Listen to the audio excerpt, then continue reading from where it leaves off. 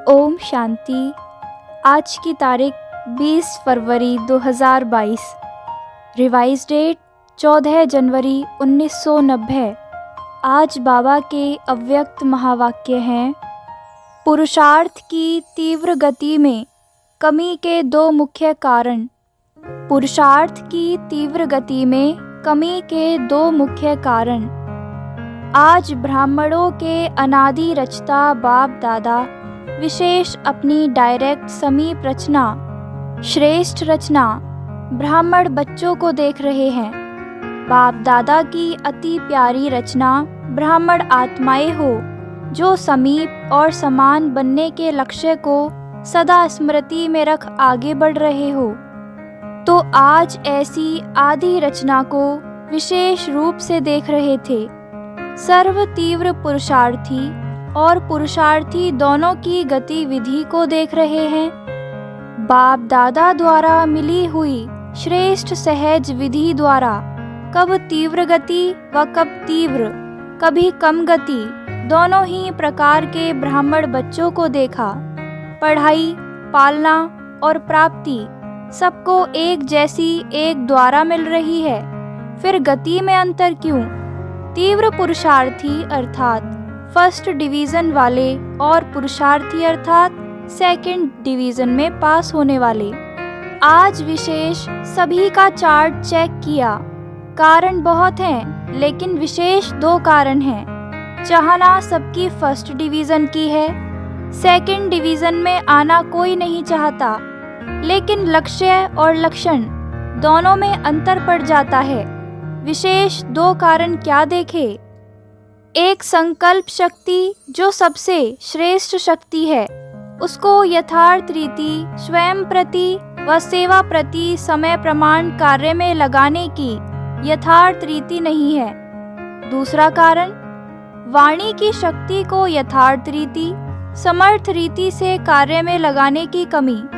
इन दोनों में कमी का कारण है यूज के बजाय लूज। शब्दों में अंतर थोड़ा है, लेकिन परिणाम में बहुत अंतर पड़ जाता है।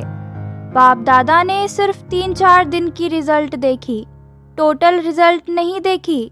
हर एक की 3-4 दिन की रिजल्ट में क्या देखा? 50% अर्थात आधा आधा। संकल्प और बोल में दोनों शक्तियों के जमा का खाता 50% आत्माओं का, 40% और व्यर्थ व साधारण का खाता 60% देखा। तो सोचो जमा कितना हुआ? ज्यादा वजन किसका हुआ? इसमें भी वाचा के कारण मनसा पर प्रभाव पड़ता है। मनसा वाचा को कभी अपनी तरफ खींचती है। आज बाप दादा वाणी अर्थात बोल की तरफ विशेष अटेंशन दिला रहे हैं, क्योंकि बोल का संबंध अपने साथ भी है और सर्व के साथ भी है। और देखा क्या? मनसा द्वारा याद में रहना है, उसके लिए फिर भी बीच बीच में प्रोग्राम रखते हैं, लेकिन बोल के लिए अलबेलापन ज्यादा है। इसलिए बाप दादा इस विशेष अंडरलाइन कर रहे हैं। 2 वर्ष पहले बाप दादा ने विशेष पुरुषार्थ में सेवा में आगे बढ़ने वाले महारथी आत्माओं को और सभी को 3 बातें बोल के लिए कही थी। कम बोलो, धीरे बोलो और मधुर बोलो। व्यर्थ बोलने की निशानी है वह ज्यादा बोलेगा। मजबूरी से समय प्रमाण, संगठन प्रमाण अपने को कंट्रोल करेगा, लेकिन अंदर ऐसा महसूस करेगा जैसे कोई ने शांति में चुप रहने के लिए बांधा है। व्यर्थ बोल बड़े ते बड़ा नुकसान क्या करता है? एक तो शारीरिक एनर्जी समाप्त होती क्योंकि खर्च होता है, और दूसरा समय व्यर्थ जाता है। व्यर्थ बोलने वाले की आदत क्या होगी? छोटी सी बात को बहुत लंबा चौड़ा करेगा और बात करने का तरीका कथा मुआफिक होगा। जैसे रामायण महाभारत की कथा इंटरेस्ट से सुनाते हैं ना, खुद भी रुचि से बोलेगा, दूसरे की भी रुचि पैदा कर लेगा, लेकिन रिजल्ट क्या होती? रामायण महाभारत की रिजल्ट क्या है? राम वनवास गया, कौरवों और पांडवों की युद्ध हुई। कहानी जैसा दिखाते हैं, सार कुछ भी नहीं। लेकिन साज बहुत रमणीक होता है। इसको कहते हैं कथा। व्यर्थ बोलने वाले माया के प्रभाव के कारण वह कमजोर आत्मा है। उन्हों को सुनने और सुनाने के साथी बहुत जल्दी बनते हैं। ऐसे आत्मा एकांत प्रिय नहीं हो सकती, इसलिए वह साथी बनाने में बहुत होशियार होगा। बाहर से कभी कभी ऐसे दिखाई देता है कि इन्हों का संगठन पावरफुल और ज़्यादा लगता है, लेकिन एक बात सदा के लिए याद रखो कि माया के जाने का अंतिम चरण है, इसलिए विदाई लेते लेते भी अपना तीर लगाती रहेगी। इसलिए कभी कभी कहाँ कहाँ माया का प्रभाव अपना काम कर लेता है। वह आराम से जाने वाली नहीं है। लास्ट घड़ी तक डायरेक्ट नहीं तो इनडायरेक्ट, कड़वा रूप नहीं तो बहुत मीठा रूप और नया नया रूप धारण कर ब्राह्मणों की ट्रायल करती है। फिर भोले भोले ब्राह्मण क्या कहते, यह तो बाप दादा ने सुनाया ही नहीं था कि इस रूप में भी माया आती है। अलबेलेपन के कारण अपने को चेक भी नहीं करते और सोचते कि बाप दादा तो कहते हैं कि माया आएगी। आधा अक्षर याद रखते हैं कि माया आएगी, लेकिन माया जीत बनना है यह भूल जाते हैं। और बात व्यर्थ व साधारण बोल के भिन्न भिन्न रूप देखें। एक सीमा से बाहर अर्थात लिमिट से परे हंसी मजाक, दूसरा टॉन्टिंग वे, तीसरा इधर उधर के समाचार इकट्ठा कर सुनना और सुनाना, चौथा कुछ सेवा समाचार और सेवा समाचार के साथ सेवाधारियों की कमजोरी का चिंतन, यह मिक्स चटनी, और पांचवा अयुक्ति युक्त बोल, जो ब्राह्मणों की डिक्शनरी में है ही नहीं। यह 5 रूपरेखाएं देखी। इन पांचों को ही बाप दादा व्यर्थ बोल में गिनती करते हैं। ऐसा नहीं समझो हंसी मजाक अच्छी चीज है।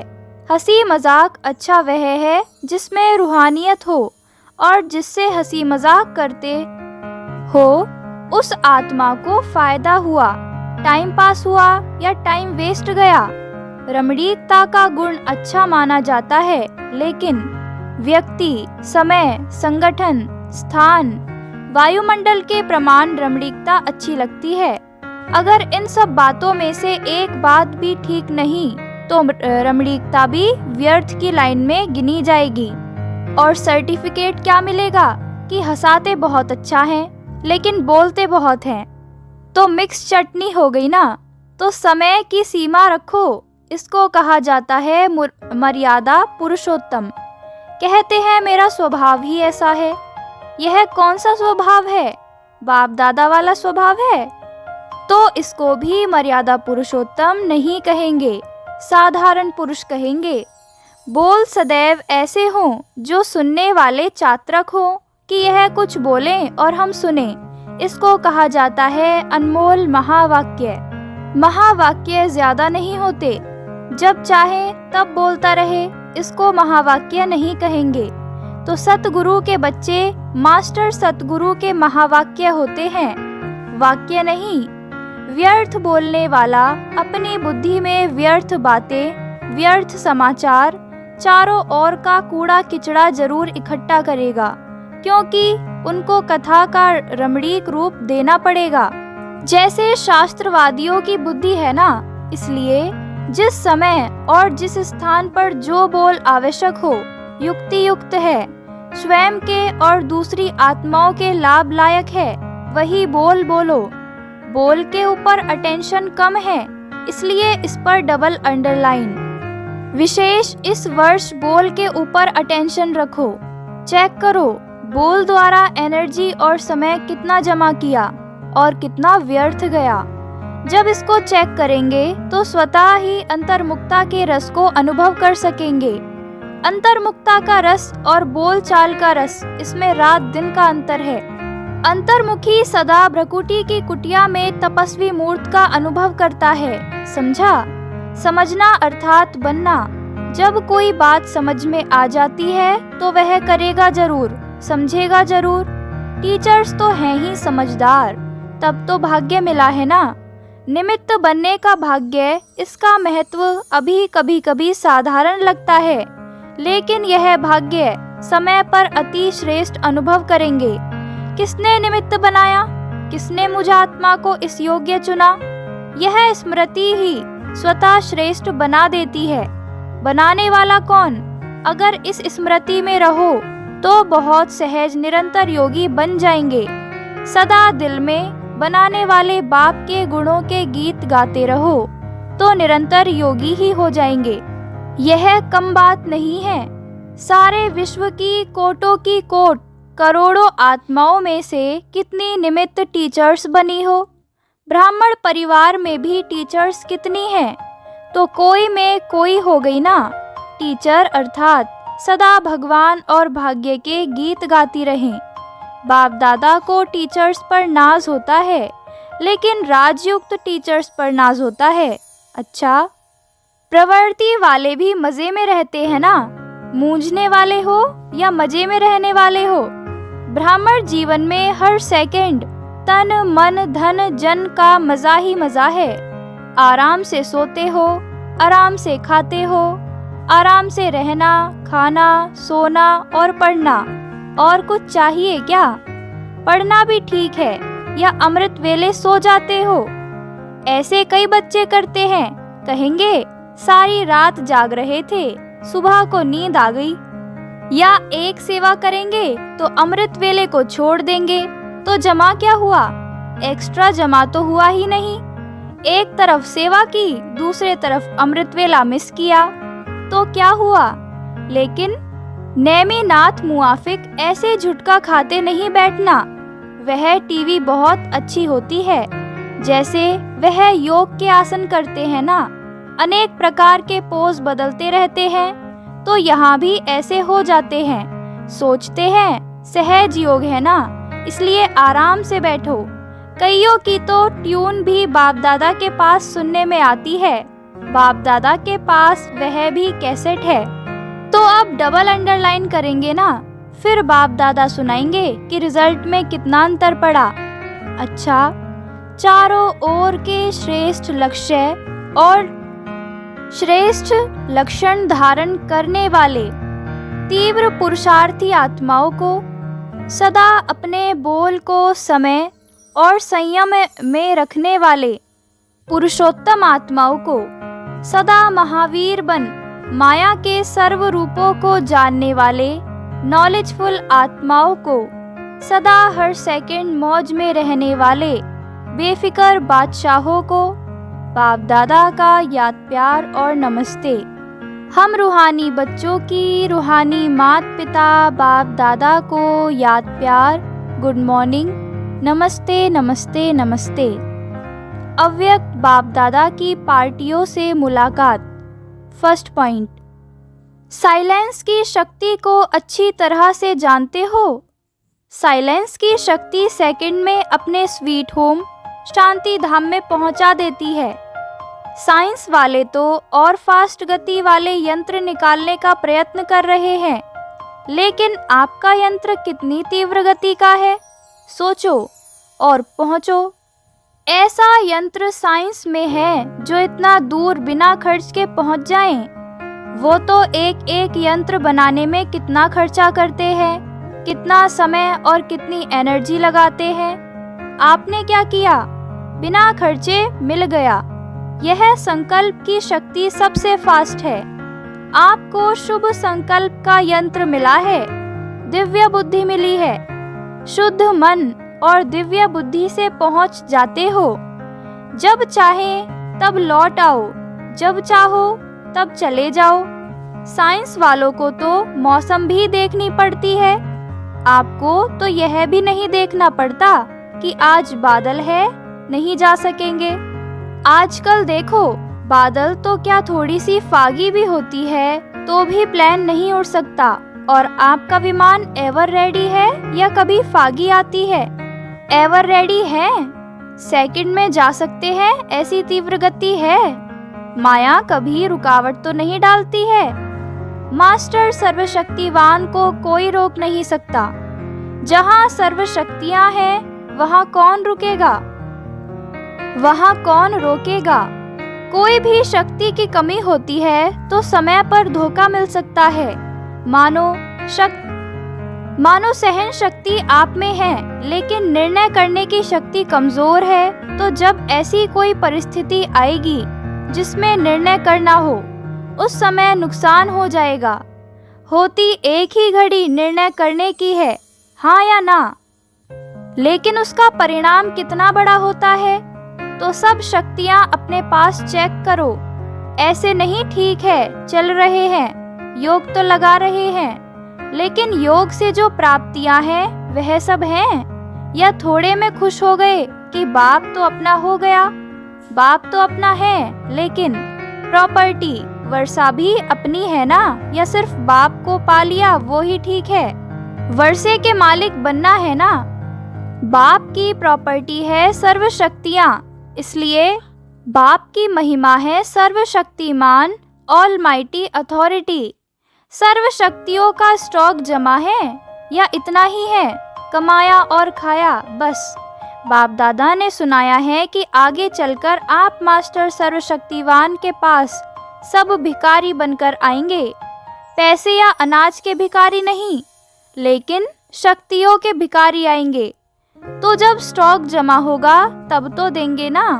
दान वही दे सकता जिसके पास अपने से ज्यादा है।